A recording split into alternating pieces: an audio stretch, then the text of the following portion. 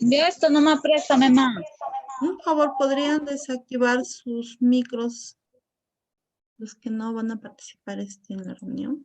Digo, los que no tienen ninguna consulta o duda.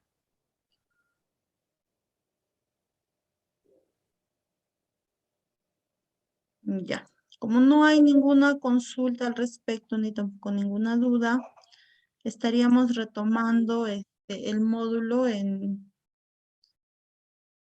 el ítem en el que nos quedamos, ¿no? En la clase anterior hemos visto cómo se hallan los beneficios sociales, cómo también se hallan los costos sociales y cómo se llega a estimar el beneficio en sí del proyecto de la inversión. Ahora, dentro del módulo de evaluación, digamos que el objetivo principal es poder llegar a ver o a estimar si es que el proyecto de inversión el cual estamos formulando tiene rentabilidad social o es rentable socialmente.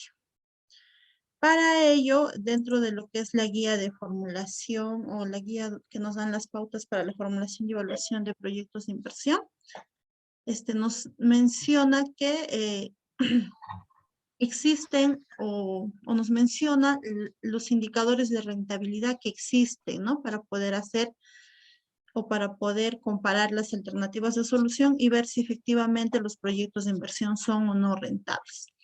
Entonces, para poder nosotros primero realizar la estimación de los indicadores de rentabilidad, tenemos que definir primero cuál de las metodologías que existen para realizar esto vamos a aplicar. Dentro de lo que es la evaluación social, existen dos tipos de metodología. Uno es la costo-beneficio y otra es la metodología de costo-efectividad o costo-eficacia. Cuando nosotros hablamos de la metodología costo-beneficio, como ya lo vamos a ver más adelante, vamos a poder ver que esta metodología se basa en aquellos proyectos de inversión que puedan monetizar los beneficios, ¿no? O que una vez que se empiecen a prestar los servicios y bienes que el proyecto brinda, se puedan monetizar. Y en el caso de la metodología de costo-efectividad, más que nada se llevan a cabo en el caso esos beneficios no se puedan monetizar o exista una metodología muy complicada para poder calcular esa monetización. Ahora, independientemente de cuál sea la metodología que nosotros vayamos a utilizar para poder evaluar la rentabilidad social del proyecto, tenemos que tener en cuenta que se debe utilizar los flujos netos traídos al presente con la tasa de descuento social. ¿Qué es esta tasa de descuento social? Cuando se formulan o se elaboran proyectos de inversión privados, generalmente lo que se hace es una actualización de los precios, ¿no? Se arma el flujo de costos y el flujo de ingresos, y lo que se hace en este caso es llegar a traer al presente todos esos valores, ¿no? Y se utiliza se utiliza una tasa de interés que generalmente se recomienda que sea la tasa de interés del mercado o la tasa de interés con la que trabajan los bancos. Eso es en el caso de proyectos de inversión privada. Pero cuando nosotros hacemos o traemos al presente todos estos flujos tanto de costos como de beneficios, se utiliza la tasa social de descuento, que si nosotros revisamos en los documentos metodológicos que ha aprobado el Ministerio de Economía y Finanzas, vamos a ver que al final esta tasa llega a representar el costo de oportunidad en que incurre el país cuando utiliza recursos para financiar sus proyectos, ¿no? O sea, ¿qué es el costo de oportunidad? Un costo de oportunidad es el costo en el que yo incurro al dejar de hacer algo. Por ejemplo, si yo ahora estoy dictando clases, un ejemplo, estoy acá dictándoles clases, ¿cuál sería mi costo de oportunidad? Tal vez en vez de dictar clases a esta hora, yo, por ejemplo, estaría, no sé, elaborando o avanzando, un ejemplo, ¿no? El informe para mi tesis.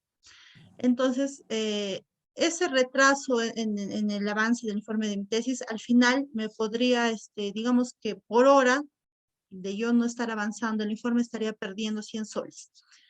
Y acá, digamos, quedando las clases, yo por las 2 horas que voy a estar acá me van a pagar, digamos, 200 soles, es un ejemplo. Entonces, el costo de oportunidad de estar dictando clases sin estar avanzando el informe de mi tesis son esos 100 soles que yo estoy perdiendo, ¿no? Por no avanzar el informe de mi tesis. Entonces, si yo yo veo cuál es mi beneficio neto, sería los 200 que voy a ganar acá, menos los 100 que estoy perdiendo al dejar de hacer la otra actividad. Ese es el costo de oportunidad. Entonces, cuando hablamos de la tasa social de descuento, nos dicen que esta tasa social de descuento representa el costo de oportunidad en que incurre el país cuando utiliza sus recursos para financiar sus proyectos. Es decir, tal vez el país pueda ganar ese 8% que le está dando, que es la tasa social de descuento, haciendo otras actividades, ¿no? Tal vez, no sé, bueno, estamos hablando acá de inversión en proyectos, tal vez al momento de poder colocar bonos o tal vez de incluso inyectar ese dinero en gasto corriente, digamos, o en otro tipo de actividades, el Estado podría obtener otro tipo de recursos o otro tipo de inversión. Entonces, la tasa de descuento social que ya ha calculado el Ministerio de Economía y Finanzas es el costo de oportunidad de ese dinero que va a invertir el Estado para poder financiar los proyectos. A diferencia de la tasa de interés, ¿no? La tasa de interés con la que se usa o con la que se realizan los flujos son la tasa que se da en el mercado y que está perdiendo, digamos, ¿no? Si yo tengo 100,000 soles y en vez de invertir en mi negocio de venta de camisas, lo voy a invertir en el banco, entonces, ¿cuál es la tasa de interés que yo estaría perdiendo, no? Es esa tasa con la que trabajan en los privados. Y acá trabajamos con la tasa social de descuento que se ha determinado que es 8%, ¿no? A la fecha.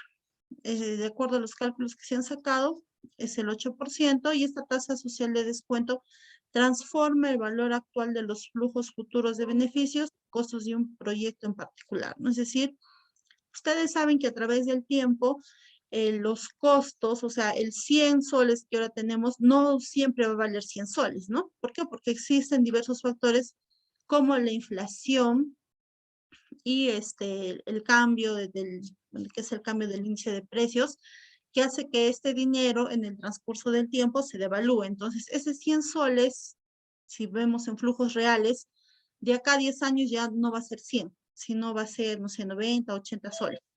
Entonces, lo que se quiere con esa tasa social de descuento es transformar el flujo que tenemos de manera nominal en un flujo real, ¿no? Para ver realmente cuál es el valor o cuáles son los beneficios a la fecha, ¿no? Que nos va a traer el proyecto.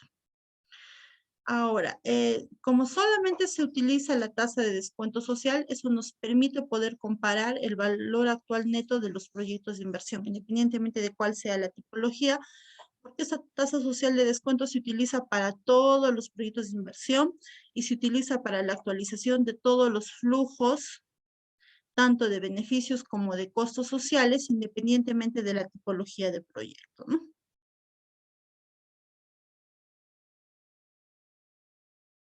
Ahora, como ya les había mencionado, dentro de lo que son los indicadores de rentabilidad social o para poder determinar los indicadores de rentabilidad social, tenemos dos metodologías de evaluación social.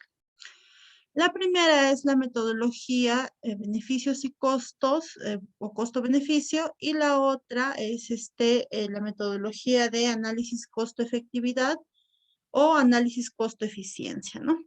En el primer caso, cuando hablamos de costo-beneficio, nos referimos a aquellos beneficios y costos sociales que sí se pueden monetizar, es decir, que podemos valorizar monetariamente, ¿no? Como hemos visto en el caso del proyecto, por ejemplo, de riego, que ha sido uno de los ejemplos, y también como hemos visto en el caso, el caso práctico del proyecto de saneamiento de agua potable, que también se puede monetizar, ¿no?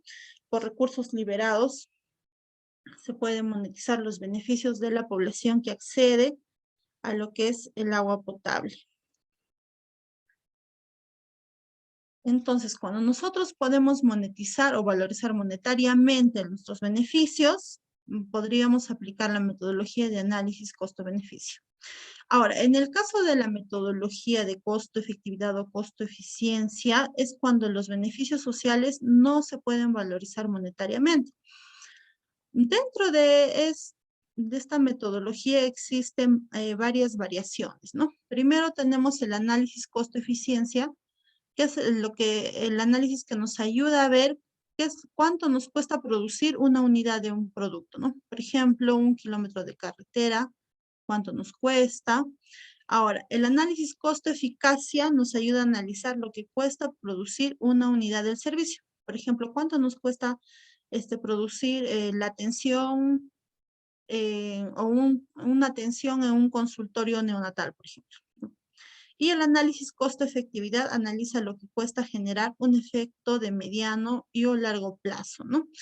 En este caso, la disminución de la tasa de morbilidad. ¿Cuán costoso es generar un efecto de mediano y o largo plazo? Ahora, dependiendo de la tipología de proyecto y de cuán complejo es poder hallar cada uno de estos productos o cada uno de estos análisis, vamos a determinar si nosotros, cuando evaluamos proyectos sociales, como son proyectos de educación, proyectos de salud, vamos a utilizar los análisis de costo-efectividad o el análisis de costo-eficiencia, ¿no? Eso ya lo vamos a ver más adelante. En el caso de la metodología costo-beneficio, lo que se quiere con esta metodología es poder estimar la rentabilidad social de un proyecto comparando los beneficios sociales de este proyecto con los costos sociales. Ahora, la aplicación de esta metodología va a determinar si esta alternativa propuesta va a generar una contribución suficiente al bienestar de la sociedad como un todo para que justifique el gasto, ¿no? Esta metodología siempre se utiliza siempre en cuando los beneficios sociales se puedan valorizar o expresar en términos monetarios.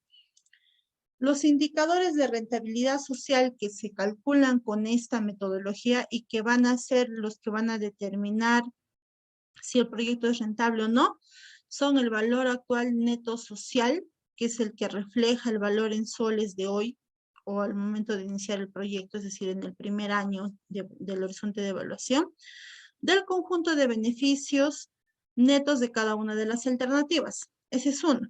Y el otro es la tasa interna de retorno social, ¿no? Que va a ayudar a reflejar la rentabilidad social promedio de una inversión. Ahora, ¿cómo se halla el beneficio neto de la alternativa de solución? Eso ya lo habíamos visto en la clase pasada. ¿Cómo nosotros podemos obtener los beneficios netos?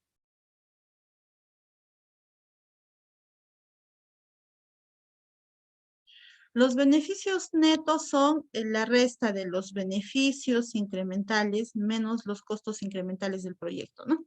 Y ahí nos da el beneficio neto de la alternativa o de cada una de las alternativas. Entonces, esta es la fórmula del valor actual neto social. El valor, el BANS, es igual a la sumatoria del beneficio social incremental menos el costo social incremental sobre 1 más la tasa social de descuento elevado a la T, ¿no? Que este es el tiempo. El tiempo está en función ¿a qué? Al horizonte de evaluación del proyecto, ¿no? Que para el invierte es de 10 años y si en caso el sector ha determinado otro tipo de horizonte, otro horizonte diferente, puede ser de 20 años como para el caso de proyectos de agua o de 8 años como para el caso de proyectos de salud, ¿no? Entonces, esa es la fórmula. Ahora, esto en el Excel se puede trabajar muy bien e incluso ya las fichas de saneamiento ya las traen precargadas, ¿no? Solamente hay que incluir los montos y automáticamente ya podemos obtener los indicadores de rentabilidad, así que no hay mucho que, yo creo que no es mucho que ahondar en la parte teórica de la fórmula. La tasa interna de retorno también se halla en función a los beneficios sociales incrementales menos el costo social incremental a través del tiempo, ¿no? Igual también se puede realizar el cálculo en el Excel, ya viene precargada la fórmula. Y igual en las fichas, por ejemplo, de saneamiento también esta tasa sale automáticamente una vez que ya se hayan ingresado los datos. Entonces, lo que se quiere con esta metodología, o cuando nosotros podemos decir que la alternativa de solución o el proyecto de inversión es socialmente rentable, cuando el VANS, que es el valor actual neto social de la inversión, es mayor a 0, y cuando la TIRS, es decir, la tasa interna de retorno social, es mayor a la tasa social de descuento vigente, ¿no? Que a la fecha es 8%, como ya habíamos manifestado. Entonces, para poder aplicar esta metodología, nosotros debemos contar tanto con los flujos de los beneficios y con los flujos de los costos sociales. ¿Hasta ahí habría alguna consulta o alguna duda? Acuérdense que hoy día vamos a dar evaluación, ya no se les va a dar un trabajo, así que lo ideal es que si tienen alguna duda, consulten.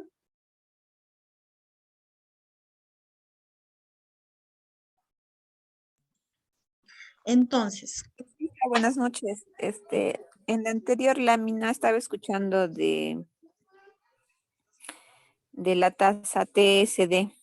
¿En función a qué se calcula y cada cuánto tiempo? ya.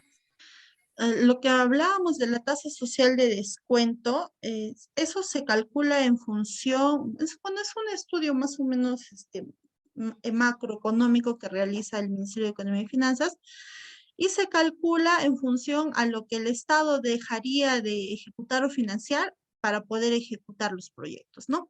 Y también toma en cuenta, en consideración las tasas de interés del mercado. Es por ello que nosotros denominamos la tasa social de descuento como el costo de oportunidad, ¿no? Tal vez al país, en vez de invertir bueno, en vez de invertir en infraestructura, le convendría más, no sé, tenerlo en una cuenta, o tal vez pagar la deuda interna o la deuda externa. Entonces, en función a todos esas variables que estoy mencionando, tanto como son la deuda interna, la deuda externa, que tiene el país, ahora, y otras actividades, y la tasa interna, la tasa, ¿cómo es? La tasa revolvente de interés, creo que calcula el BCR, y la tasa también de interés del mercado en el sector financiero es que se calcula esta tasa. Ahora, ¿cada qué tiempo se hace la actualización?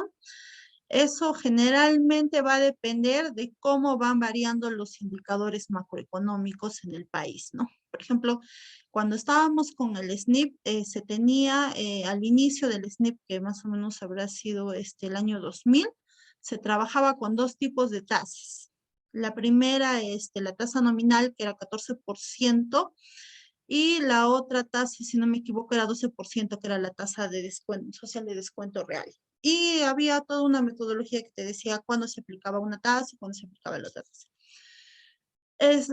Habrán pasado casi unos 8 o 9 años y se actualizó la tasa social de descuento y bajó a 11%. Y se dejó de lado un poco lo que llamábamos la tasa nominal. Y después de 2 o 3 años volvió a bajar esta tasa, ¿no? A 9%, y eso más o menos estoy hablando desde el 2012 hasta el año pasado, no, hasta el 2018, que es cuando se ha vuelto a actualizar la tasa social de descuento a 8%. Se bajó de 9 a 8%.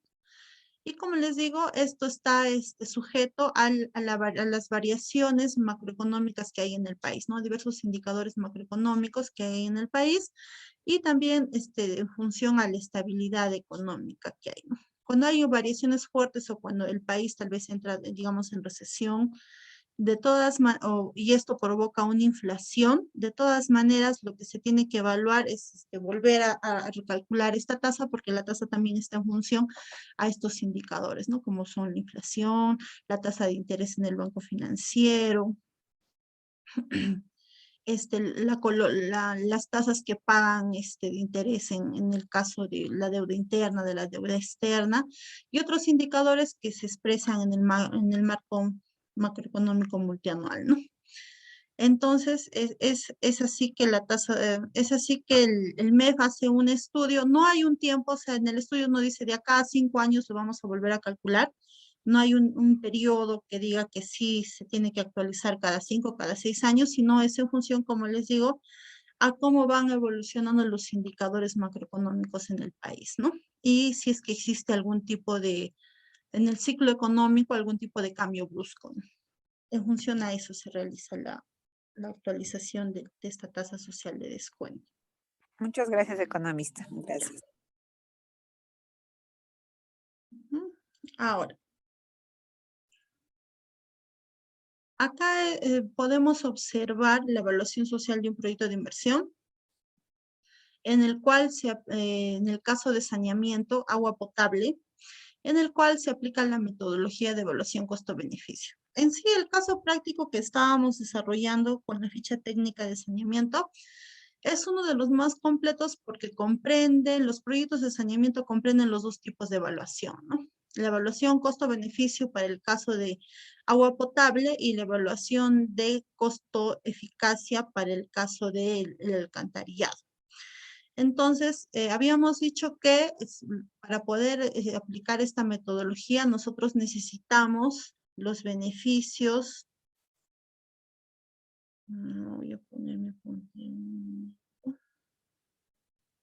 nosotros necesitamos los beneficios y necesitamos los costos, ¿no? Estos son los beneficios incrementales del proyecto y estos son los costos incrementales del proyecto.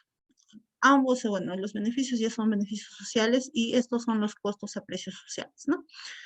Del proyecto.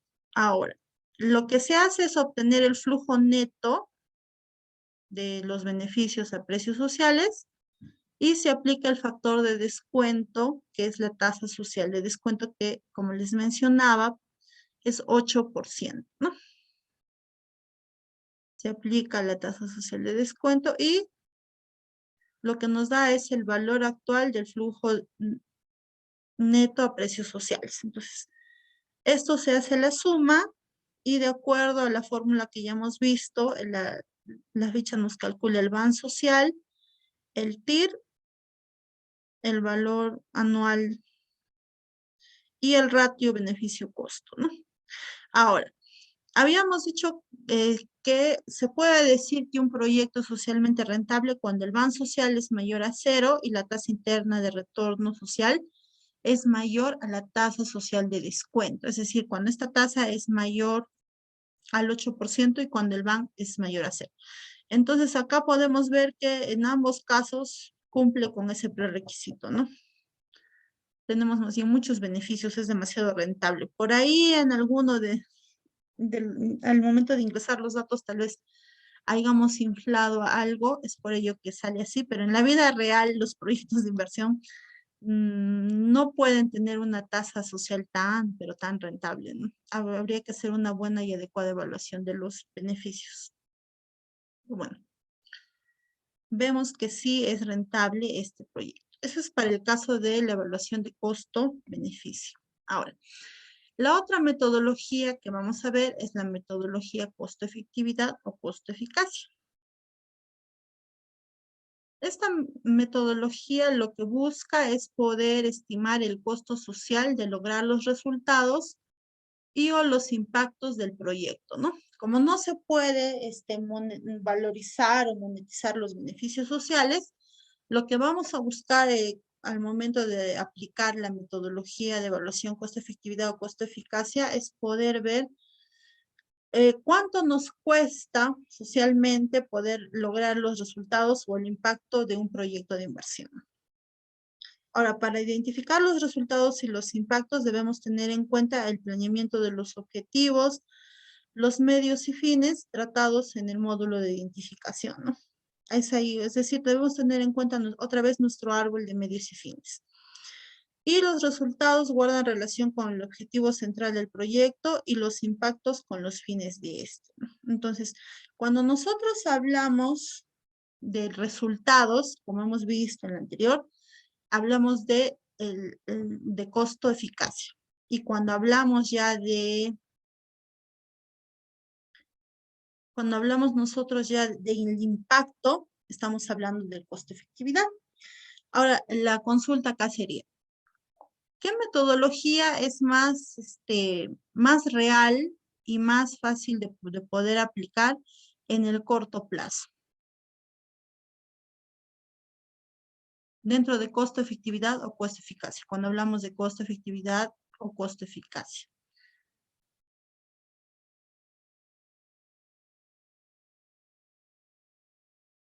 ¿Y de dónde sale y se deslinda, no? Porque antes, si nosotros evocamos a las épocas del SNIP, todo hablábamos costo-efectividad. ¿Por qué? Porque también la concepción del problema central era distinto, ¿no? A la concepción del problema central de ahora, ¿no? Antes, por ejemplo, cuando hablábamos de problema central de un proyecto de saneamiento, hablábamos que la población tenía, ¿cómo era? La población de tal comunidad tiene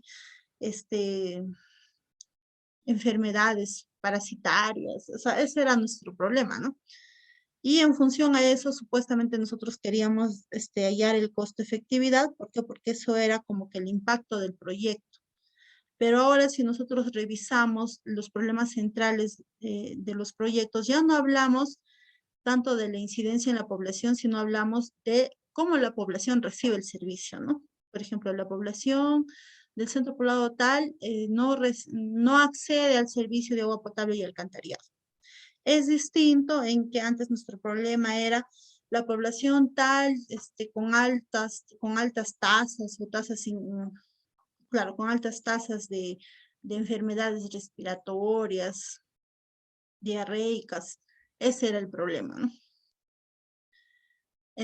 Es ahí donde nosotros nos damos cuenta que ese problema no era un problema, sino era, digamos, era un efecto de en sí lo que era el problema, que era que la población accedía a un inadecuado servicio. Entonces, al momento de hacer la evaluación, costo-efectividad, o cuando hacíamos nuestra evaluación, entre comillas, costo-efectividad, no era pues la evaluación del costo-efectividad, porque no estábamos viendo cómo se reducía el impacto o cómo era el impacto del proyecto de inversión, sino lo que nosotros estábamos evaluando era el resultado, ¿no? ¿Cuál era el resultado del proyecto? Es decir, si yo voy a invertir en aplicar saneamiento o UVS acá a la población, ¿cuál es el costo que voy a incurrir por poblador o por UVS instalada, por ejemplo, ¿no? Y eso es el costo del resultado. Entonces, vamos a darnos cuenta que generalmente casi en todas las tipologías de proyecto es muy difícil poder aplicar el costo-efectividad. Lo que sí se aplica es el costo-eficacia. Habíamos mencionado que esta metodología se aplica cuando no podemos valorizar los beneficios sociales, ¿no? Y por ende no podemos nosotros utilizar la metodología costo-beneficio. Ahora, acá sí hay que tener en cuenta, y es algo que a mí como formuladora me ha pasado y como evaluadora también me ha pasado varias veces, es que muchas veces cuando un proyecto no es rentable por la metodología de costo-beneficio, se quiere aplicar esta metodología, ¿no? Por ejemplo, en el caso de la creación y mejoramiento de vías interurbanas, que sí o sí el sector te decía que la metodología a aplicar era costo-beneficio, pero a veces en las vías de la selva es un poco difícil poder aplicar, ¿no? Antes estaba más que nada con esto del IMED, porque eran vías grandes que tenían muchas obras de arte y bueno, que al día pasaban pues 10, 12, 13 vehículos, ¿no? Entonces era un poco difícil poder aplicar la metodología costo-beneficio viendo solamente el ahorro de los costos de operación vehiculares. Y lo que hacían algunos evaluadores o algunos formuladores en ese entonces era aplicar la metodología costo-eficacia y de esa manera decían parecer que el proyecto era rentable, ¿no? Entonces, ya los sectores, ahora con el Invierte, están determinando cuál es el tipo de evaluación para las tipologías de proyecto. Más que nada en aquellos proyectos que ya se cuentan con fichas estandarizadas o con fichas simplificadas, ¿no? Y el sector es el que determina cuál es la metodología de evaluación a realizar. En el caso de agua potable habíamos dicho que la metodología es costo-beneficio. Entonces, en el caso no nos saliese rentable la aplicación o la ejecución de este proyecto de acuerdo al análisis de esta metodología, no podríamos sustituir esta metodología utilizando la metodología de costo-eficacia. Ahí sí hay que tener bastante cuidado, ¿ya? Esta metodología de costo-eficacia, en vez de medir si el proyecto realmente va a dar beneficios, mide la relación que hay entre los recursos empleados y los resultados que se van a alcanzar con el proyecto, ¿no? ¿Hasta ahí habría alguna consulta? Cuando hablamos de esta metodología costo-efectividad o costo-eficacia, lo que se necesita primero o lo que vamos a requerir como formuladores es poder definir un indicador que exprese los impactos del proyecto de inversión, el cual se conoce como indicador de efectividad. Ya habíamos dicho que están asociados al impacto, ¿no? O a los fines del proyecto. Sin embargo, es muy difícil poder medir este tipo de indicadores. Es posible, es por ello que lo que se hace es realizar una aproximación basada en los resultados inmediatos del proyecto que se expresa con un indicador de eficacia, ¿no? Por ejemplo, para el caso de un proyecto de inversión que está dirigido a incrementar la cobertura de atención materno-infantil, un indicador de efectividad del proyecto sería el cambio en la tasa de mortalidad y morbilidad materno, perinatal e infantil, ¿no? Ese sería un indicador de efectividad. Sin embargo, el indicador de eficacia para este proyecto sería el número de atenciones de los servicios materno, perinatal e infantil en un año determinado. ¿Por qué nosotros para hacer la evaluación del proyecto utilizaríamos el indicador de eficacia y no el indicador de efectividad?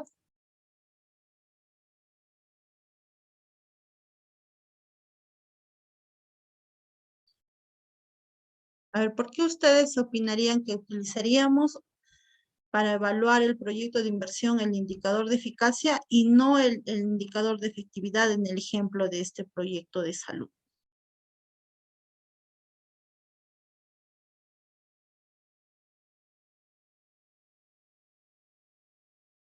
Porque para yo poder saber cuál ha sido el cambio en la tasa de mortalidad y morbilidad perinatal, primero tendría que tener uno en funcionamiento el proyecto. Ya, y en el caso yo planteé el supuesto de que va a ser tanto, no hay estudios que me garanticen que efectivamente esta tasa se va a reducir en eso, ¿no? Es por ello que es muy complicado poder proponer un indicador de efectividad para esta tipología de proyectos. Pero sí es mucho más sencillo poder aplicar el indicador de eficacia, que está basado en los resultados y que en este caso lo que yo me diría solo sería el número de atenciones de los servicios que voy a prestar y los compararía con cuánto me va a costar, ¿no? El costo. Es por ello que es mucho más sencillo aplicar el indicador costo-eficacia que el costo-efectividad. Y en sí, lo que generalmente siempre utilizamos en la evaluación de proyectos que tienen beneficios no cuantificables es el costo-eficacia, ¿no? No se utiliza el costo-efectividad.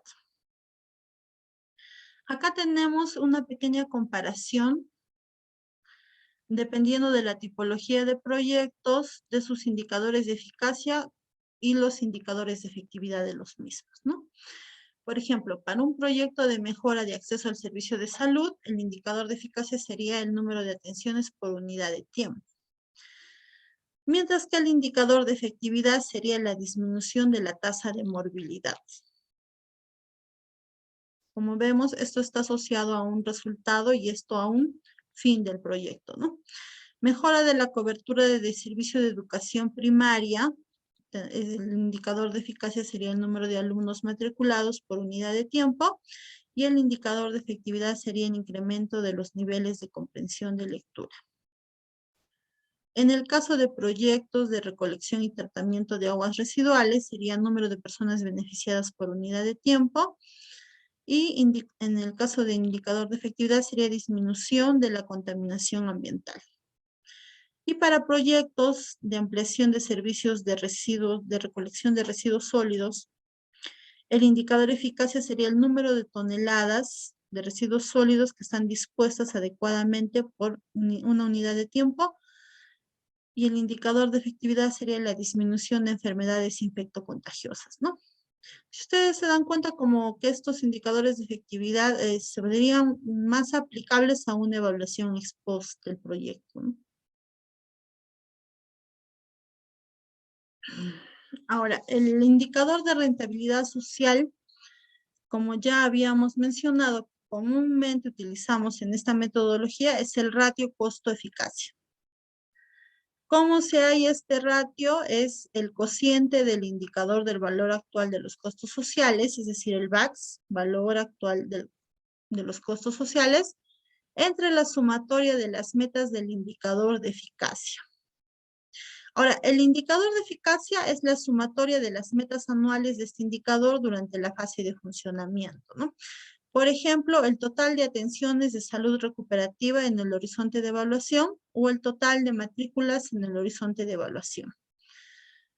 Cuando hablamos de matrículas nos estamos refiriendo a un proyecto de educación, ¿no? Entonces, ¿qué es lo que se divide? Por ejemplo, para el caso de un proyecto educativo, se divide el valor actual de los costos sociales sobre el número de alumnos matriculados durante los 10 años de funcionamiento del proyecto educativo, ¿no? Eso nos da el costo efectividad. Ahora, hay que tener en cuenta que en esta división se tienen que incluir todos los costos en los que se va a incurrir durante el horizonte de evaluación del proyecto. ¿Cuáles son los costos que debemos considerar nosotros para poder realizar o para poder hallar el valor actual de los costos sociales o el valor, claro, o el valor total de todos los costos? ¿Qué costos incluyen? A ver. Aparte del costo de inversión, ¿qué más nosotros tenemos que considerar al momento de hacer nuestro flujo de costos sociales?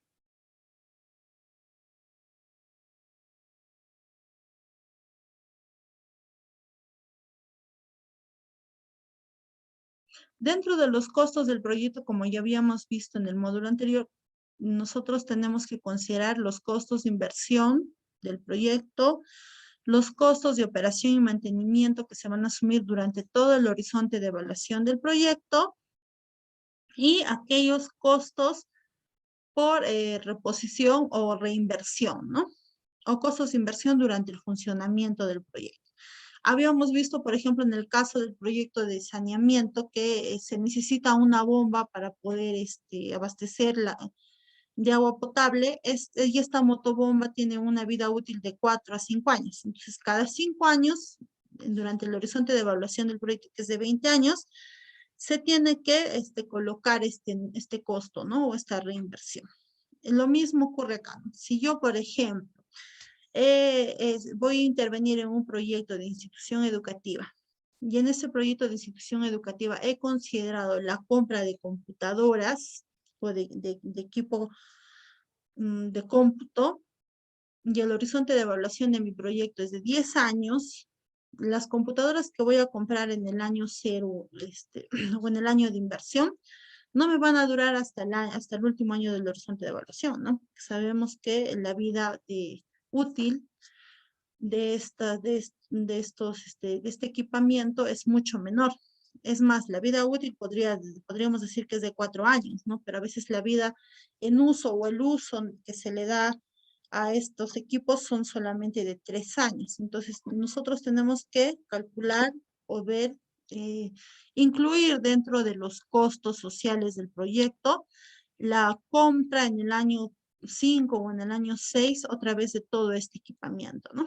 Y todo eso se suma y se hace la actualización de los costos para poder calcular nuestro ratio costo-eficacia.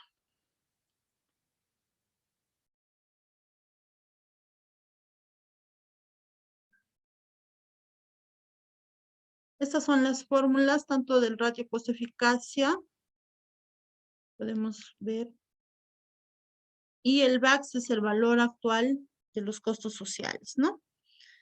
Que se da en función al costo social incremental durante el horizonte de evaluación del proyecto. ¿Hasta ahí habría alguna consulta?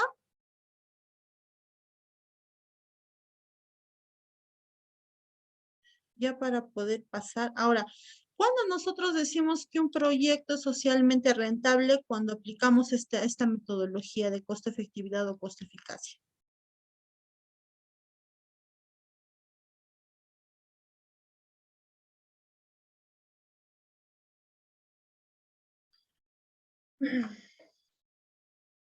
Nosotros podemos indicar que es socialmente rentable el proyecto siempre en cuando nuestro indicador o nuestro ratio de costo-eficacia no supere la línea de corte que está establecida por el sector, ¿no?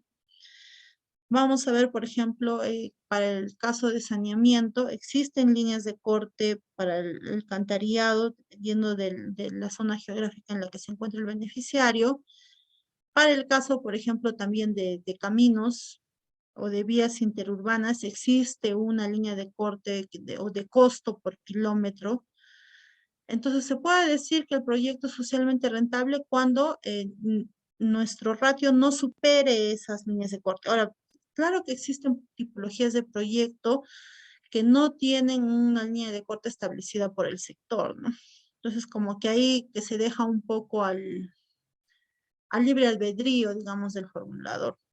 En todo caso, ahí lo que se tendría que evaluar al momento de la priorización ya sería cuál es el impacto o a cuánta población se va a beneficiar con la ejecución de un proyecto. Lo que hablábamos la semana pasada, ¿no?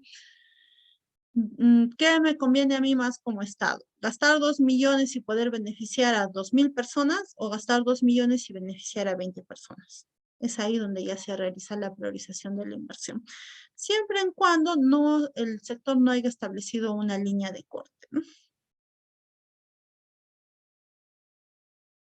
Una vez que nosotros ya hayamos identificado, ya hayamos visto cuál de las alternativas que estamos evaluando es más rentable y si estas alternativas son socialmente rentables o no, lo que se procede a continuación es realizar el análisis de certidumbre del proyecto.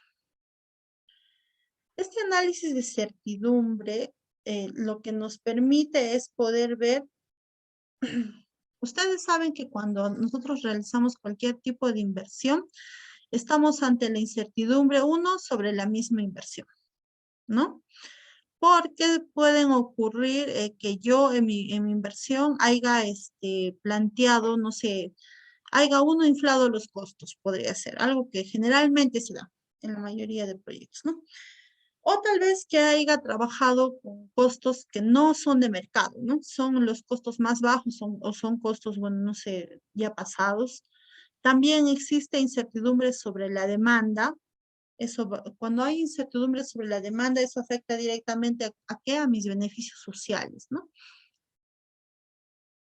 Tal vez yo esté trabajando, como mencionábamos, cuando veíamos la proyección de la demanda con tasas de crecimiento que no sean reales, o tal vez no he tenido los datos suficientes para poder estimar de una manera adecuada la tasa de crecimiento de mi demanda.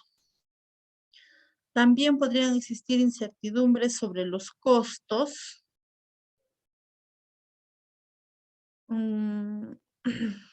Y sobre los costos de los productores en caso no sean proyectos, digamos, de tipo agrícola, o otras fuentes de incertidumbre, ¿no? Hay que no sé, nos desvíen tal vez o hagan que el proyecto que en un momento era socialmente rentable deje de ser socialmente rentable. Entonces, en este análisis lo que se busca es poder ver en qué situaciones mi proyecto va a dejar de ser socialmente rentable o cuál es, o hasta cuánto mi proyecto puede soportar las ciertas situaciones adversas, ¿no? Es por ello que acá lo que se hace o se realiza es el análisis de sensibilidad del proyecto. Para poder hacer el análisis de sensibilidad del proyecto, lo que se asumen son supuestos sobre el comportamiento de la variable. Acá lo primero que tenemos que hacer es poder identificar las variables sobre las cuales se tenga mayor incertidumbre. Es decir, si yo voy a ejecutar, por ejemplo, un proyecto educativo, ¿cuál sería mi variable que tenga mayor incertidumbre? ¿Será mis costos? ¿Será mi demanda? ¿O serán mis costos de operación y mantenimiento? No sé. Entonces yo tengo que analizar ahí cuál de mis variables son las que tienen mayor incertidumbre y también ver aquellas variables cuya variación puede incidir sustantivamente en la rentabilidad social del proyecto, ¿no? Por ejemplo, yo digo, no hay mucha incertidumbre en cuanto a los costos de inversión, pero sí podría haber bastante incertidumbre respecto a la demanda, ¿no? Entonces, la variación de mi demanda puede variar sustantivamente la rentabilidad social de mi proyecto, claro, porque si, imagínense que yo construya o quiera hacer una institución educativa para, no sé, 12 alumnos, un ejemplo. O sea, estoy tratando de ajustar mi demanda, ¿no? Porque ustedes saben, para hacer instituciones educativas mínimo, en el caso de educación inicial, te piden 15 alumnos, ¿no? Entonces yo ya tengo 12 y lo que voy a hacer es voy a proyectar mi demanda objetivo, voy a decir que se va a incrementar con la demanda potencial y voy a llegar a los 15 alumnos. Pero ¿y qué ocurre si varía o deja de asistir uno? Entonces ahí mi proyecto ya no sería rentable socialmente, porque tal vez ahí se elevaría los costos por metro cuadrado o se elevaría, o simplemente ya no debería existir el proyecto porque ya no voy a tener los 15 alumnos, sino solamente voy a tener los 14. Entonces yo tengo que analizar cuáles son estas variables sobre las cuales tenga mayor incertidumbre o aquellas que puedan incidir de una manera muy sustantiva en la rentabilidad social del proyecto. Ahora, algo que se está dando mucho, bueno, en este tiempo o en este año electoral, que ha sido electoral, es, por ejemplo, la variación de los costos de inversión. Muchos proyectos que han sido declarados viables en marzo, digamos, con 1.000.000 de soles, a la fecha ahora han terminado costando 1.200.000, 1.300.000, ¿no? ¿Y esto por qué se ha dado? Debido a que ha subido el dólar, por ende los costos de los insumos para la ejecución de ese proyecto también han ido subiendo. Entonces, muchos de esos proyectos tal vez han dejado de ser rentables socialmente ahora, ¿no? En esta época, claro que ahora ya no se realiza esa nueva evaluación cuando se hace la actualización de precios, pero se tiene que tener en cuenta todos esos posibles factores que podrían alterar los costos de inversión o la demanda. Por ejemplo, acá tenemos una tablita en la cual nos dicen que para proyectos de agua potable, las variables con mayor incertidumbre son la población conectada, el consumo de agua potable per cápita o por conexión, los costos de inversión y los costos de operación y mantenimiento. Ahora, en el caso de energía, tenemos a la población conectada, los consumos de energía por conexión, costos de inversión y de operación y mantenimiento. En el caso del riego, las variables con mayor incertidumbre son las hectáreas cultivables, el consumo de agua por hectárea según cultivo, los precios de la producción agrícola y los costos de operación y mantenimiento, ¿no? Y así, si ustedes se dan cuenta, en la mayoría de las tipologías, siempre se menciona lo que son la parte de la población demandante y los costos de operación, mantenimiento y los costos de inversión, que son aquellas variables que pueden sufrir cambios o hay mayor incertidumbre en el mercado, se podría decir. Entonces, en nuestro análisis de sensibilidad lo que nos busca es ponernos en distintos escenarios. Por ejemplo, si yo digo, mi variable que tiene más incertidumbre es mi costo de inversión y es mi población demandante o es mi demanda. Entonces, de acuerdo al estudio que más o menos yo puedo realizar, por ejemplo, este año he visto que ha habido una variación en los costos de inversión de los proyectos que se han estado ejecutando de un 20%, yo hago una simulación y empiezo a incrementar en 20% mi monto de inversión, ¿no? y veo hasta qué punto sigue siendo socialmente rentable, o sea, hasta qué porcentaje de incrementado mi costo de inversión pasa la línea de corte o presenta, por ejemplo, un BAN negativo o un BAN menor a cero o una TIR menor a la tasa social de descuento, por ejemplo. Eso es lo que busca el análisis de sostenibilidad, ¿no? A la par, yo ya trabajé con mis costos de inversión. Ahora, ¿qué es lo que sucede si es que yo tengo, no sé, por un fenómeno demográfico, mi demanda empieza a decrecer, ¿no? Ya no es la población demandante que yo había proyectado para mi proyecto de agua y por ende mis beneficios se van a ir decrementando, ¿no?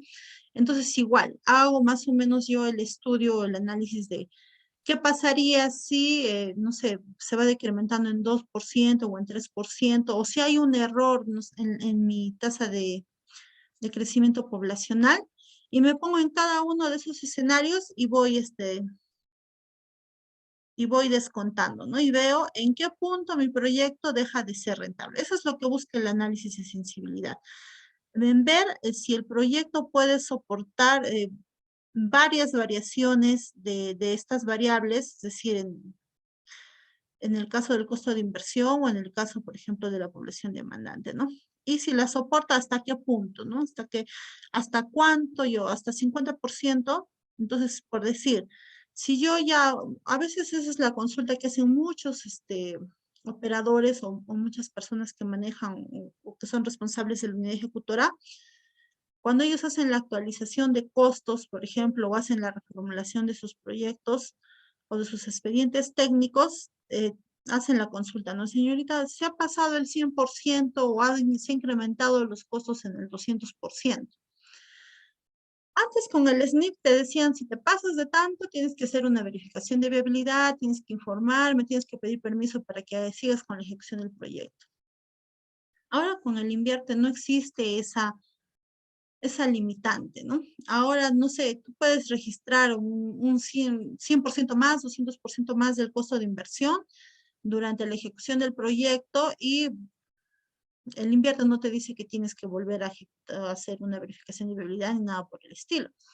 Sin embargo, en el análisis de sensibilidad es ahí donde tú te vas a dar cuenta de si tus costos de inversión han subido un 100%, si tu proyecto va a seguir o no va a seguir siendo socialmente rentable, ¿no?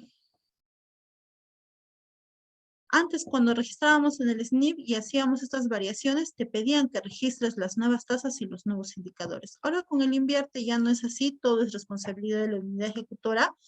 Sin embargo, sería bueno que siempre uno como responsable de la UEI verifique y analice, ¿no? Si efectivamente estas grandes modificaciones en el proyecto de inversión están afectando o no la rentabilidad social del proyecto. Y de ser así, bueno, hacer una justificación o en todo caso poder hacer la recomendación del cierre del proyecto, ¿no? Porque tal vez ha habido un mal dimensionamiento desde el inicio del proyecto, si es que los precios se están elevando, se están duplicando, triplicando. Entonces ahí este análisis de sensibilidad nos va a permitir poder ver si las variaciones tanto en mi costo de inversión como en mi demanda durante el periodo de ejecución afectan o no afectan a la rentabilidad social del proyecto, ¿no? ¿Hasta ahí alguna consulta?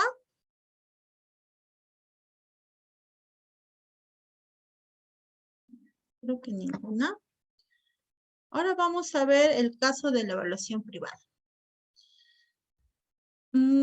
Dentro de un proyecto de inversión o solo se aplica la evaluación privada a aquellos proyectos de inversión que cumplan con los siguientes casos o estén en los siguientes casos, ¿no? Primero, que el sector privado participe en la ejecución del proyecto o en su funcionamiento. ¿Cómo puede ser el caso para proyectos de asociación público-privada, no? Es decir, el sector privado me va a dar, no sé, me va a financiar la ejecución del proyecto o en todo caso yo ejecuto y luego el privado es el que se va a hacer cargo de la operación y mantenimiento. En ese caso yo tengo que incluir la evaluación privada dentro de mi resumen ejecutivo o dentro del proyecto de inversión, ¿no? Ahora, en el caso, los proyectos sean de empresas públicas. Y o en aquellos proyectos nos dice que la inversión tenga un potencial de generación de ingresos monetarios.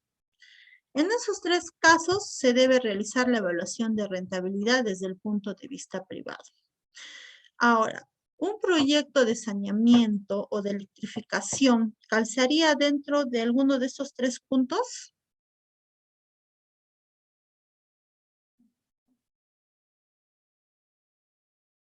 No.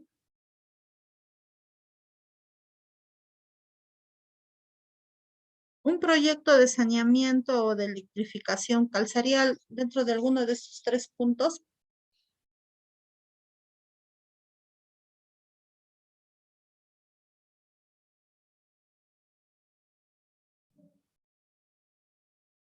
Ambos calzan, ¿no? Dentro de, bueno, en los proyectos de empresas públicas, siempre en cuando lo realice, la ejecución la haga una EPS, o en aquellos proyectos de inversión que tienen un potencial de generación de ingresos monetarios. ¿Por qué? Porque en ambos se tiene que pagar una tarifa, ¿no?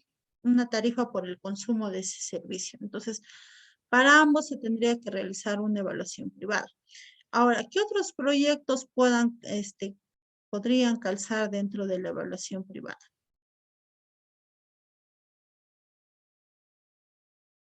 Un proyecto de riego podría calzar dentro de lo que es evaluación privada. Nos generaría ingresos monetarios. Un proyecto turístico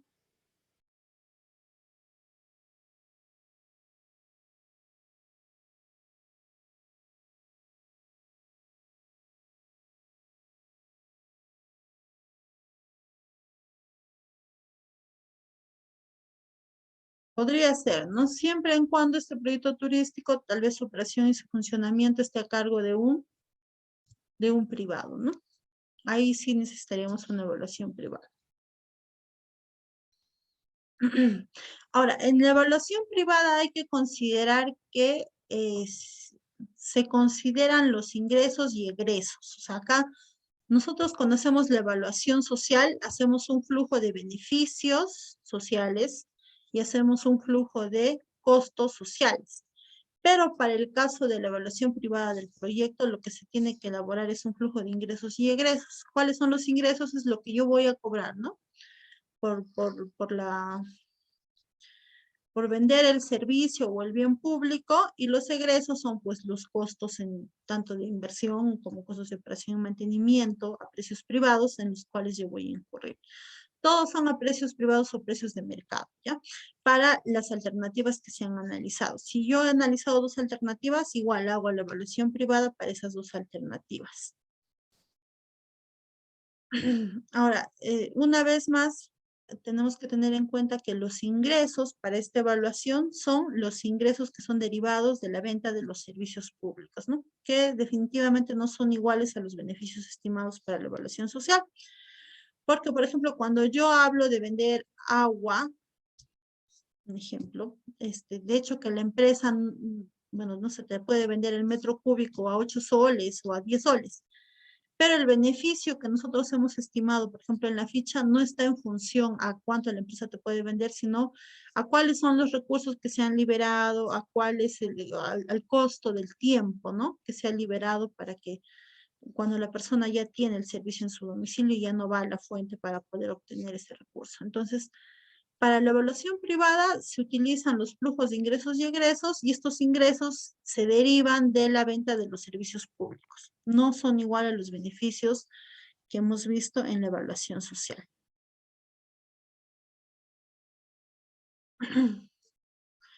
Y acá sí lo que se debe estimar en esta evaluación es el BAN, que es el valor actual neto, y la tasa interna de retorno, ¿no? Para esto se utiliza la tasa de descuento del costo de oportunidad que estime la entidad pública que promueve el proyecto. Cabe precisar que esa tasa no es igual a la tasa social de descuento. Habíamos visto que la tasa social de descuento es el costo de oportunidad en el que incurre el Estado al momento de ejecutar la inversión, ¿no? O al destinar esos recursos a la inversión. Ahora, la entidad podría utilizar como tasa de descuento para poder calcular tanto el BAN y el TIR, tal vez la tasa de interés interbancaria, por ejemplo. Ya la entidad tiene que poner ahí otra tasa, no es la tasa social de descuento, ¿ya? Luego tenemos el análisis de sostenibilidad. El análisis de sostenibilidad de un proyecto de inversión es la capacidad que tiene el proyecto para poder producir los bienes y servicios previstos de manera ininterrumpida a lo largo de su vida útil, ¿no? Ahora, hay varios factores que afectan la sostenibilidad del proyecto. Para mí, desde el punto de vista como evaluadora, yo diría que este análisis es el más importante, toda vez que si yo no garantizo que mi proyecto va a ser sostenible en el tiempo, de nada me va a servir que sea rentable, socialmente rentable, ¿no? Porque tal vez yo voy a invertir en una unidad productora que de acá a 2 años deje de funcionar y se interrumpa el servicio, igual la población va a volver a la situación inicial. Entonces, por ende, este análisis es muy importante. Muchas veces lo dejamos de lado o a veces lo pasamos así o lo hacemos. Cuando somos proyectistas lo hacemos ya por hacer, ¿no?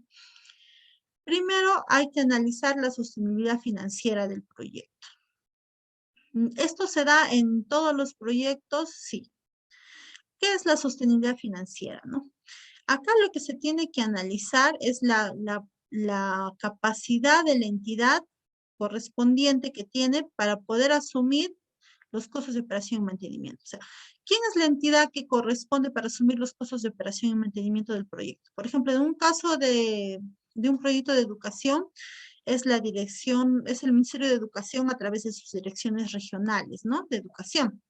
Ahora, yo tengo que ver y analizar si esas direcciones van a poder asumir los costos de operación y mantenimiento o van a poder cubrir esos costos de operación y mantenimiento. Lo mismo se daría cuando yo implemento un proyecto de seguridad ciudadana, ¿no? Tengo que ver si la entidad que va a prestar este servicio va a poder cubrir los costos de operación y mantenimiento y cómo va a poder cubrir estos costos de operación y mantenimiento, ¿no? Por eso hay varios análisis que se pueden determinar. En este caso, la guía nos muestra 2 tipos de análisis. Uno es cuando la tarifa está predeterminada y el otro cuando la tarifa no está predeterminada. Ahora, nosotros cuando decimos que la tarifa está predeterminada, generalmente cuando hablamos ya de proyectos, por ejemplo, de saneamiento, proyectos de electrificación, proyectos de seguridad ciudadana, proyectos de limpieza pública, ya nos encontramos con que las tarifas para ese tipo de servicios dentro de lo que son las entidades públicas ya están predeterminadas, puesto que en algunos casos como el de seguridad ciudadana y el de limpieza pública se aprueban con ordenanza, ¿no? El cálculo y se dice cuál es el monto que se va a pagar por ordenanza. Entonces ahí ya tenemos una tarifa predeterminada. Y es ahí que nosotros tenemos que hacer el análisis de si esta tarifa que ya está predeterminada va a llegar a cubrir los costos de operación y mantenimiento del proyecto. Por ejemplo, cuando acá en Huancayo se implementó el servicio de seguridad ciudadana, los 4 primeros años de la implementación de ese servicio, la población por el servicio, o sea, cada domicilio, que lo pagábamos dentro de, cuando venía el autovalú y los arbitrios, lo pagábamos 1 sol por mes. O sea, al año pagábamos 12 soles por el servicio de seguridad ciudadana. Y ahí la pregunta es, ¿estos 12 soles que nosotros pagábamos anualmente ayudarían a cubrir los costos de operación y mantenimiento? No. Entonces, había un monto o hay un monto todavía que la entidad subsidia, ¿no? Para la prestación del servicio. Entonces, lo que se quiere con ese análisis de sostenibilidad financiera es ver si la tarifa a la cual yo voy a prestar el servicio me ayuda a cubrir los costos de operación y mantenimiento, y de no ser el caso, si la entidad que va a estar a cargo de la operación y mantenimiento va a subsidiar y por qué monto va a subsidiar. los costos de operación y mantenimiento, ¿no? Por ejemplo, para el caso de limpieza pública acá en la ciudad de Huancayo, se tiene uno que es la municipalidad anualmente subsidia a este servicio 8 millones de soles. O sea, 8 millones de su gasto corriente va para subsidiar el servicio. ¿Por qué? Porque por la tasa de morosidad que existe en la población y por el monto que ellos cobran por la disposición de los residuos sólidos, o sea, no alcanza, ¿no? Para poder abarcar o para poder pagar a la empresa, porque está ya tercerizado lo que es la recolección y disposición de los residuos sólidos, no le alcanza a la empresa que se encarga, ¿no? De hacer la recolección. No le alcanza para pagar. Entonces tiene que subsidiar. Cuando yo voy a implementar un proyecto, tengo que hacer el mismo análisis. Tengo que ver si en el caso se cobra una tarifa por este proyecto, tengo que ver si esa tarifa, primero, la población va a estar dispuesta a pagar esa tarifa. Y segundo, si es que esa tarifa va a cubrir los costos de operación y mantenimiento. Y de no ser el caso, tengo que sacar un acta de compromiso de que la entidad responsable o la entidad competente se va a hacer cargo de estos costos de operación y mantenimiento, porque si no tengo esa acta, no tendría razón de ser de mi proyecto, ¿no? ¿Para qué voy a invertir si sé que de acá a 2 años nadie le va a dar operación, nadie le va a dar mantenimiento a la infraestructura y va a estar ahí como un elefante blanco sin que nadie la use? Ahora, esto no solamente es para aquellos proyectos que ya tienen una tasa o una tarifa determinada. También son para aquellos proyectos que no tienen tasas ni tarifas y que tal vez no se cobra por el servicio, ¿no? Por ejemplo, en el caso de las instituciones educativas.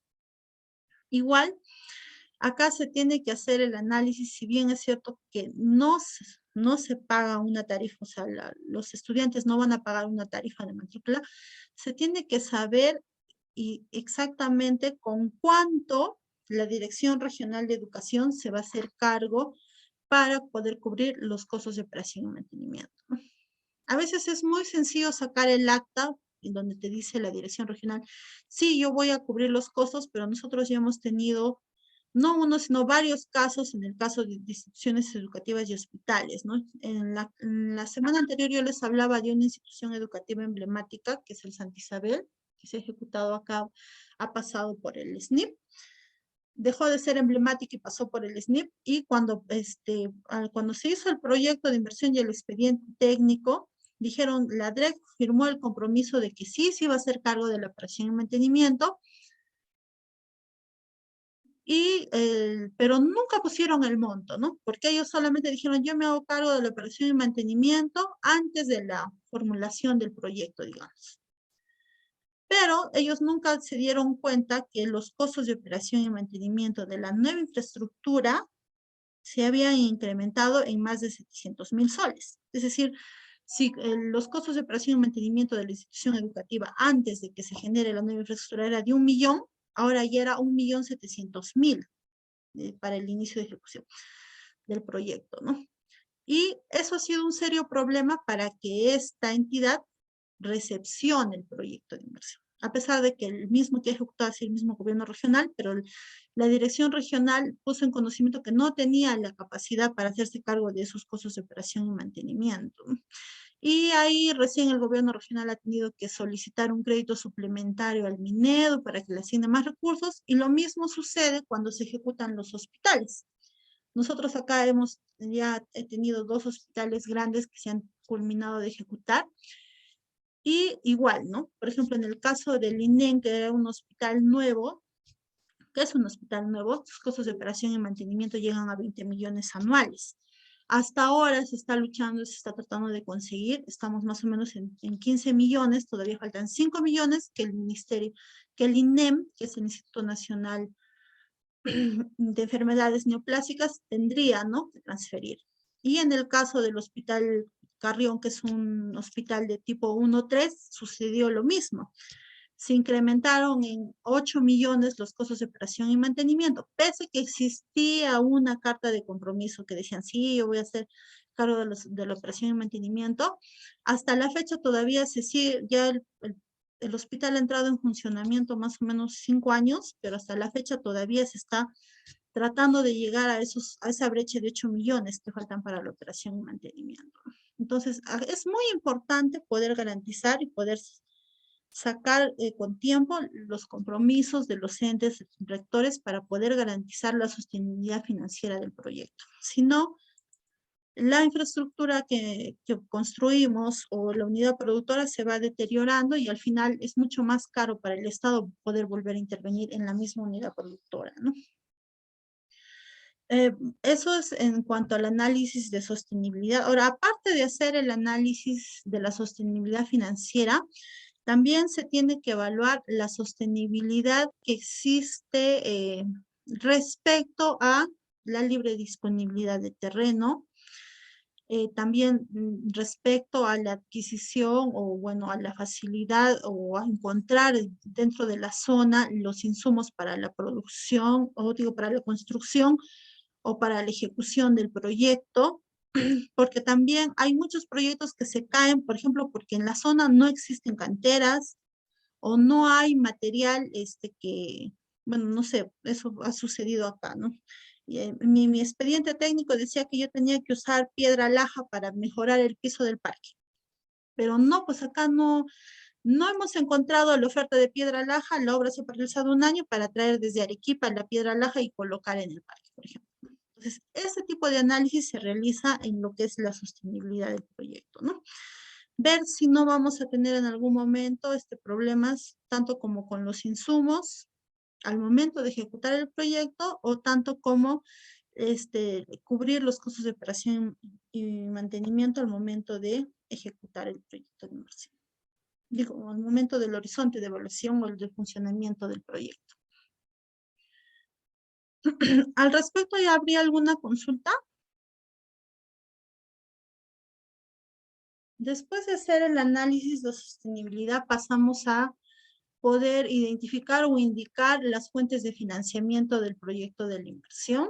Acá en este ítem lo que hace el formulador es explicar con qué tipo de recurso va a ser financiado el proyecto de inversión, ¿no? De dónde se va a sacar el presupuesto para que se pueda ejecutar el proyecto de inversión. Entonces ahí tendrá que decir, si es un proyecto que yo lo voy a ejecutar con recursos propios, de hecho que ahí yo ya voy a tener unas luces, ¿no? Que puedan ser tal vez recursos determinados o puedan ser por donaciones y transferencias. Pero si yo voy a gestionar estos recursos ante algún sector, generalmente los sectores trabajan con recursos ordinarios o con operaciones oficiales de crédito. Entonces, ahí yo tendría que ver en qué caso estoy para poder decir cuál es la fuente de financiamiento del proyecto, ¿no?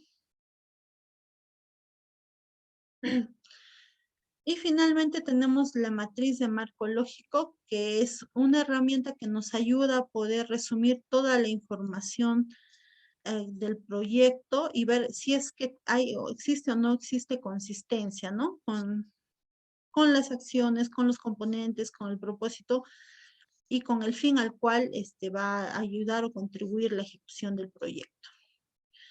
Como ustedes ya saben o ya habrán visto, esta matriz tiene 4 filas y 4 columnas. Ahora, en estas 4 filas lo que se busca es establecer los objetivos del proyecto en distintos niveles, ¿no? Primero estamos colocando lo que son las acciones que vienen a ser las acciones que se habían planteado en la alternativa de solución o es la alternativa de solución. Luego los componentes que son los medios fundamentales de primer nivel del árbol de medios y fines. Luego el propósito que es el objetivo central y el fin que es el fin último del proyecto de inversión. Ahora acá a eso se le incluyen los indicadores a los cuales deben estar o con los cuales nosotros nos vamos a dar cuenta de cómo vamos a medir si realmente se llega a cumplir o no los objetivos que hemos planteado, ¿no? Por ejemplo, cuando nosotros hablamos de indicadores, tenemos que tener en cuenta que un indicador se expresa de manera cuantitativa y tiene que considerar dentro de él la cantidad, la calidad, el tiempo y a quién va a beneficiar, ¿no? Por ejemplo, muchas veces se puede ver proyectos de inversión que tienen dentro de sus acciones. A ver, un ejemplo. Población, o dentro de sus componentes. Población accede a agua de buena calidad. Ya eso, solo es un ejemplo. Y luego ponen indicadores, no sé, en indicador ponen, y lo mismo, población accede a agua. Entonces, el indicador, si yo hablo, ¿no? Población accede a agua de buena calidad, ¿cuál sería mi indicador? Sería al año 1, 200 o 300 pobladores del centro poblado tal acceden a agua en adecuadas condiciones, por ejemplo, ¿no? Yo tengo que especificar cuál va a ser, uno, la cantidad de beneficiarios, a qué tiempo se va a llegar a realizar y quiénes son esos beneficiarios. Eso es lo que debe expresar un indicador. Ahora, los medios de verificación son fuentes de información que me van a ayudar a poder construir los indicadores o a verificar el cumplimiento de los objetivos, ¿no? Si yo hablo al año 1 o al año 2 voy a tener a tantos pobladores consumiendo agua potable, ese es mi indicador. ¿Cómo yo voy a poder verificar que efectivamente exista eso? ¿El INEI me va a dar esa información? No, ¿no? Tal vez tendría que realizar una encuesta en la zona o tal vez tendría que sacar el padrón de registros de la empresa prestadora de servicios o de la unidad de gestión técnica para poder ver efectivamente a cuánta población he llegado al año 1 o al año 2 a poder brindar el servicio de agua potable, ¿no? Esos son los medios a los cuales yo voy a recurrir para poder verificar o para poder ver si es que se ha llegado a cumplir o he llegado a alcanzar la meta establecida en mi indicador. Y en la otra columna tenemos los supuestos, que son las condiciones que deben existir para que yo pueda lograr el éxito del proyecto o para que yo pueda lograr tanto las acciones como los objetivos, las acciones como el propósito del proyecto, ¿no?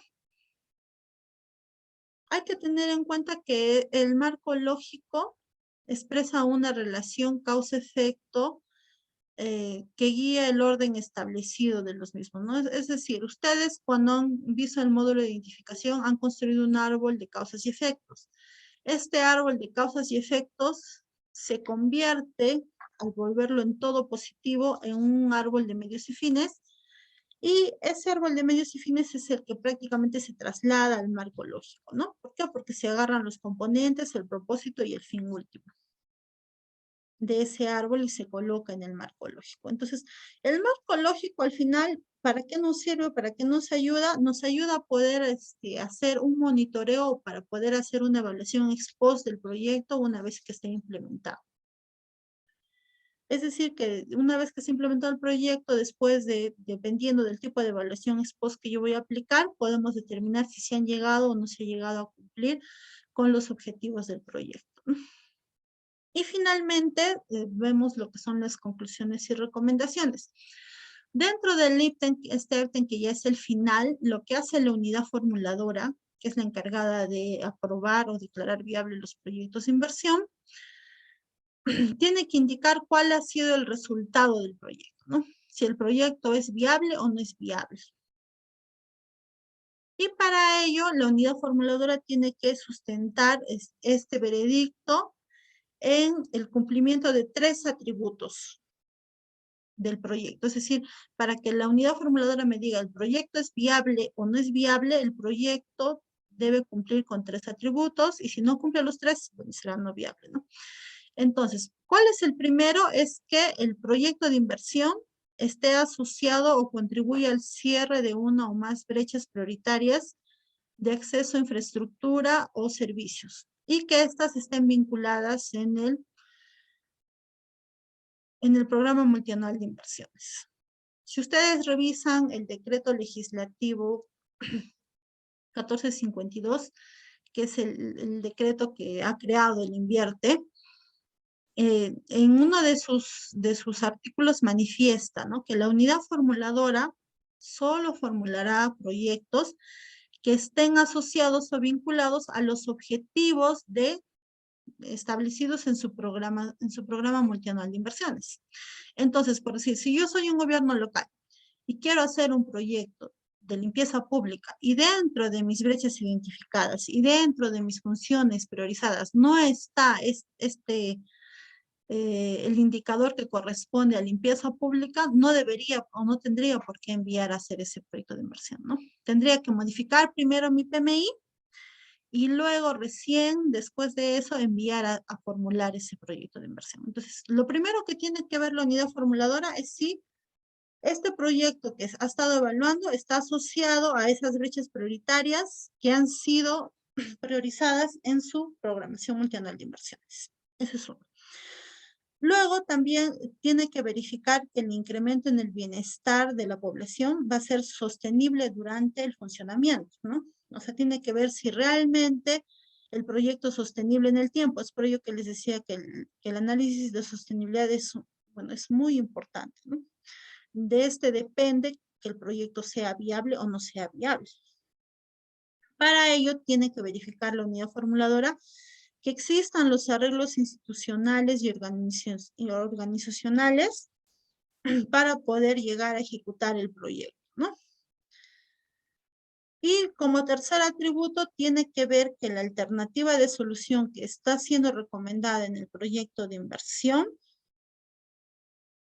maximiza la contribución del proyecto de inversión al bienestar de la población beneficiaria y al resto de la sociedad bajo el criterio de eficiencia, dice, ¿no? Es decir, que si esta contribución que me hace el proyecto, no solo, aparte de beneficiar a la población beneficiaria, valga la redundancia, también va a beneficiar al resto de la sociedad, ¿no? O digamos, a la población de mi distrito. Cuando se ve que el proyecto cumple con esos tres atributos, la unidad formuladora puede decir que el proyecto es viable, ¿no? Y si le faltase alguno, pues tendrá que decir que no le corresponde la declaratoria de viabilidad y tendría que rechazar el proyecto de inversión. ¿Hasta ahí alguna consulta? Ya hemos acabado con este módulo, ya hemos acabado con todo lo que es la formulación y evaluación del proyecto de inversión. ¿Hubiese alguna consulta?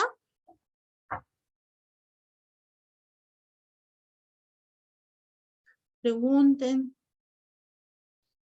Recuerden que van a dar su evaluación escrita el día de hoy. Ya.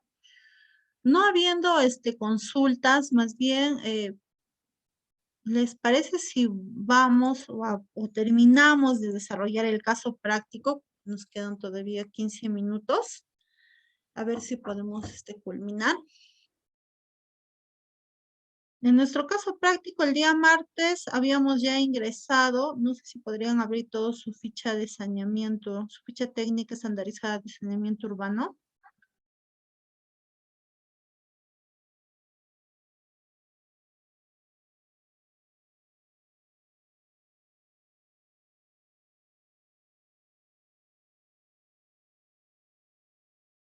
Ya.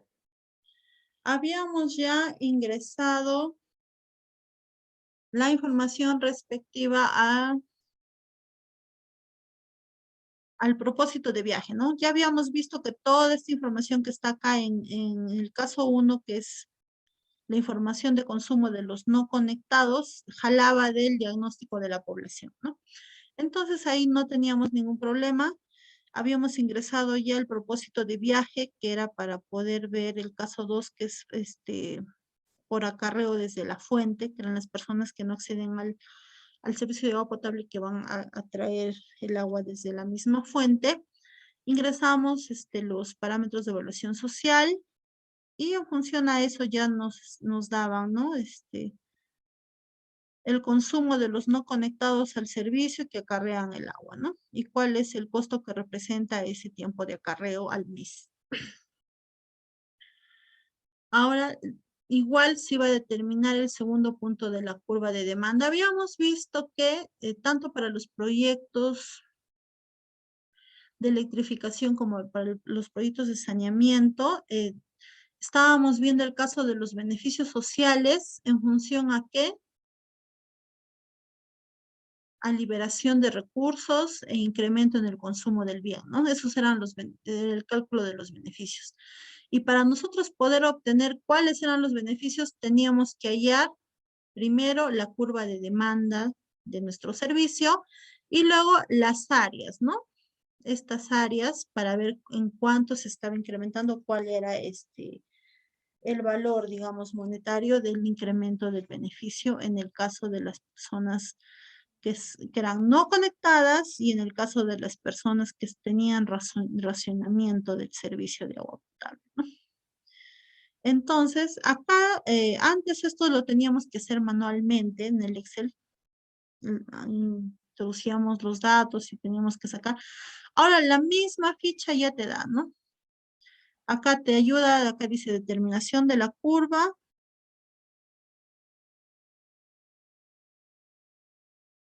Y haya la curva. En función a la información que ya hemos previamente cargado a la ficha, ¿no?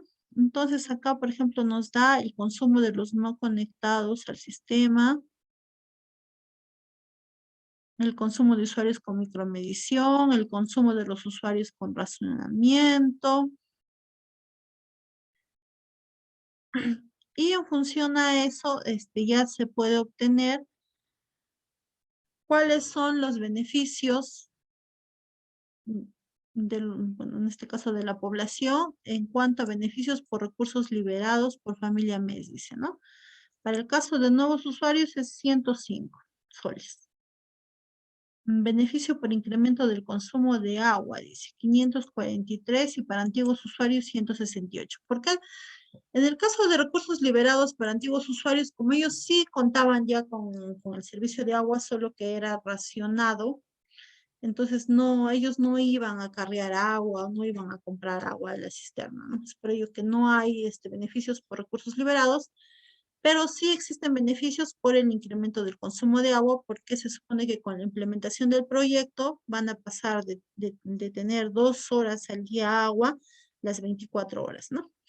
Y la ficha automáticamente te jala ya, ¿no? Para que puedas hallar tú los beneficios brutos. Y acá, si es que existiesen beneficios adicionales, también se coloca, ¿no? Acá, ¿qué beneficio adicional se podría colocar?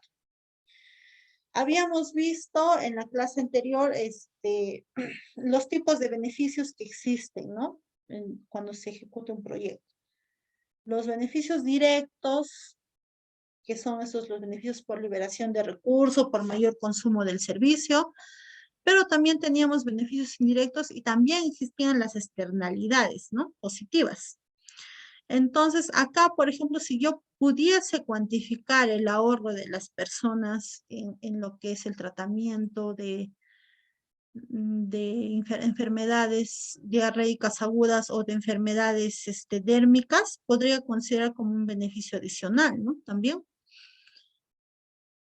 Pero para nuestro caso práctico no se han identificado ninguno de esos beneficios. Pero si es que se pudiese cuantificar o yo pudiese identificar, esto me ayudaría, ¿no?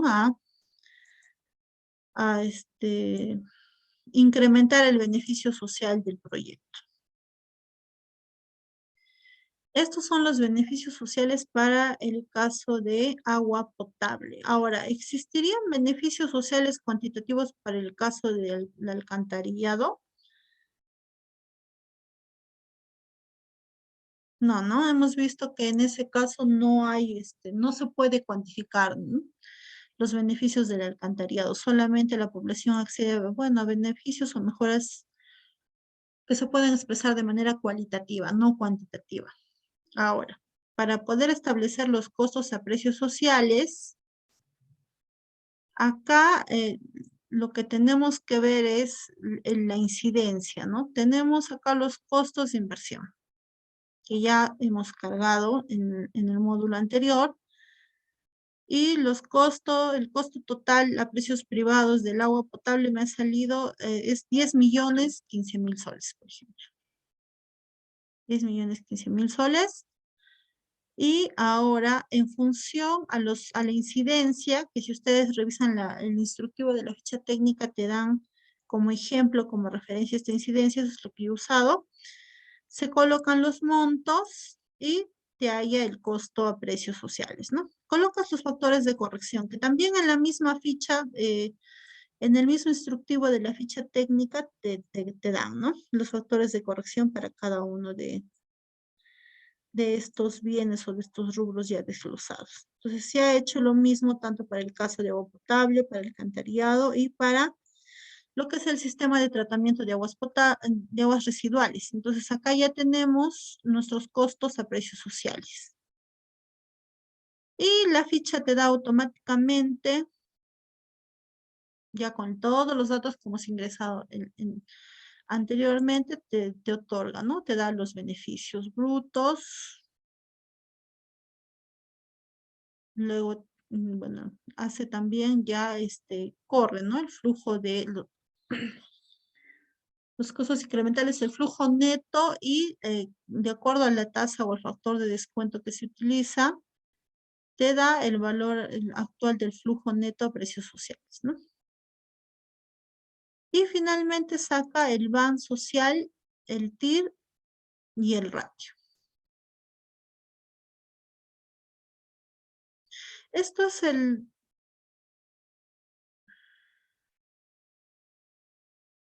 Si ustedes se dan cuenta, bueno, ya habíamos visto también en los PPTs, es un proyecto muy, muy rentable socialmente.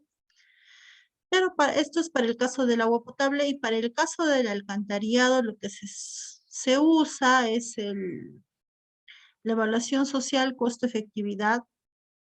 Bueno, en este caso es costo-eficacia, ¿no? Entonces se agarran los costos de operación y mantenimiento, población beneficiada, el factor de descuento. No sé por qué acá no ha jalado los costos incrementales de operación y mantenimiento. Algo hemos hecho mal acá. A ver, costos. Pero acá están costos incrementales.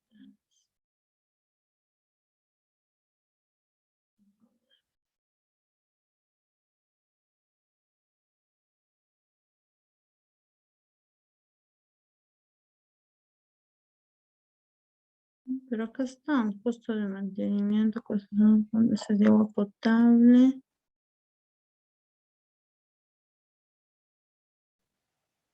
Ah, ya. No jala porque no hemos puesto los factores de corrección para el caso de alcantarillado.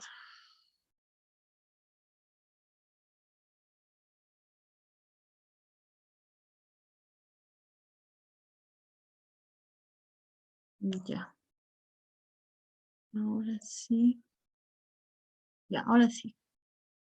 Ahora sí jalo, ¿ves? Me había olvidado colocar los factores de corrección para los costos de operación y mantenimiento y ahora sí nos jala. Los costos de operación y mantenimiento incrementales, el flujo neto a precios sociales para el caso del alcantarillado, aplica el factor de descuento y hace el cálculo del BAC social. Esta es la población promedio que va a atender el proyecto durante todo el horizonte de evaluación y haya el indicador costo-efectividad, ¿no? No, costo-eficacia. En este caso no es costo-efectividad, sino es costo-eficacia. Ya la misma ficha te da ya los indicadores. Y acá en costo per cápita según componente, nos da lo que estábamos mencionando, ¿no? Las líneas de corte que ha trazado o ha aprobado el sector en este caso, ¿no? Por ejemplo, nos habla del costo per cápita de agua potable para la zona de costa es de 3.943 soles. Para el caso del alcantarillado sanitario es de 4.836 y para aguas residuales es de 2.835. En ninguno de estos casos supera, ¿no? La alternativa que hemos propuesto supera este costo por habitante, entonces no supera el costo per cápita máximo, dice. Y en función a eso se podría decir más que nada para el caso de estos dos, como no supera el costo per cápita, bueno, que sí, ¿no? Que sí es rentable esa alternativa de solución. Ahora, si tuviésemos otra, o sea, no solamente hubiese una, hubiesen dos, se tendría que evaluar la que tenga menor costo, ¿no? Para el caso del alcantarillado sanitario y tratamiento de aguas residuales.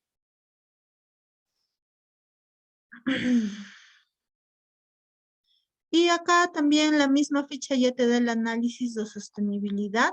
Hay que recordar que ya esto se da en función a los costos de operación y mantenimiento, a los costos de inversión, al volumen de agua. Y acá hace el cálculo, ¿no?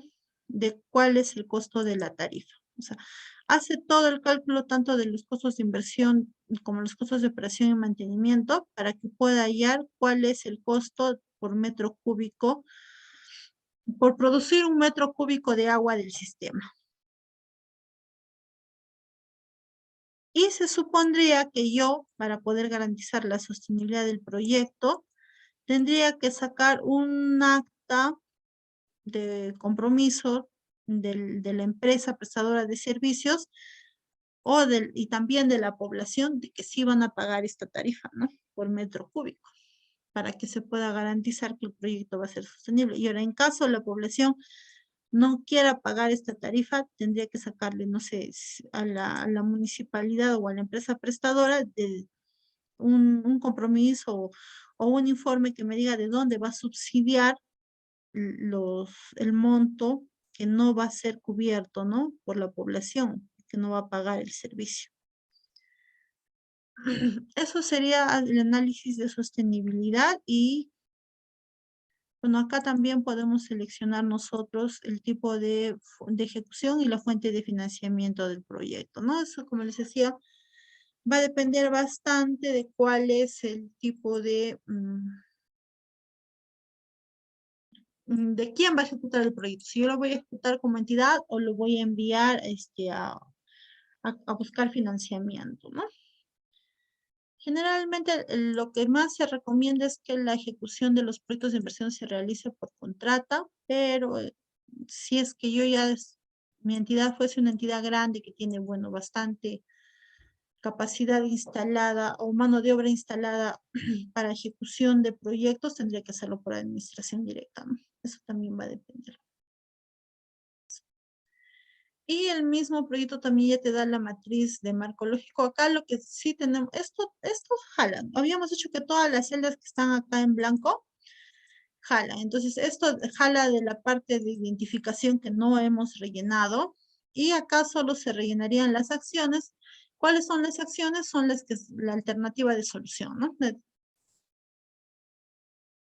Y finalmente las conclusiones y recomendaciones a las cuales debe llegar la unidad formuladora después de hacer la evaluación. Ahora, ya el mismo sector te solicita una serie de anexos que para el caso son, no, acá hay 22 anexos, pero eso se va a incluir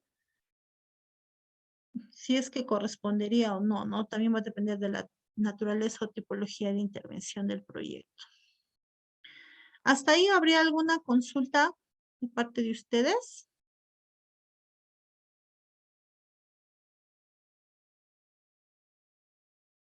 Creo que no. En la clase anterior habíamos visto que era más conveniente que ustedes el día de hoy den una evaluación. Se ha preparado una evaluación con 10 preguntas que tienen alternativas de solución para que puedan ver. No sé si ya les han pasado el link a su WhatsApp.